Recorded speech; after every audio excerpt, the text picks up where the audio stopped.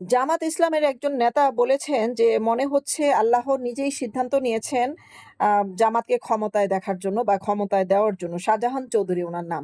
আপনারা ছবিতে দেখে নিয়েন।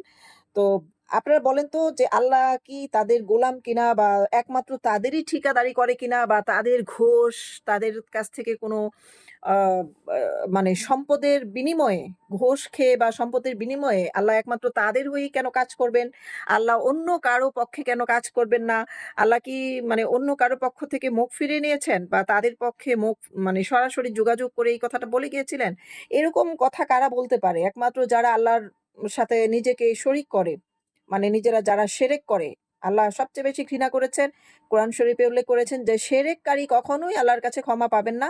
যিনি নিজেকে স্রষ্টার সাথে সমান ক্ষমতাধর ব্যক্তি মনে করবেন বা ক্ষমতাধর ঈশ্বর মনে করবেন, নিজেকে আল্লাহর জায়গায় বসাবেন, নিজেকে আল্লাহর সাথে শরিক করবেন। তাকে কিন্তু সবচেয়ে বেশি মানে সবার উপরে গুনাহগার মনে করা হয় এবং তাদেরকে কখনো ক্ষমা করা হবে না। এরকম কিন্তু কোরআনে স্পষ্টভাবে বলা আছে। তো তারা যেভাবে বলছে মনে হচ্ছে যে ওদের সাথে কানে বা সামনাসামনি এসে আল্লাহ বলে গেছেন যে, তোমাদেরকেই আমরা ক্ষমতায় দেখতে চাই।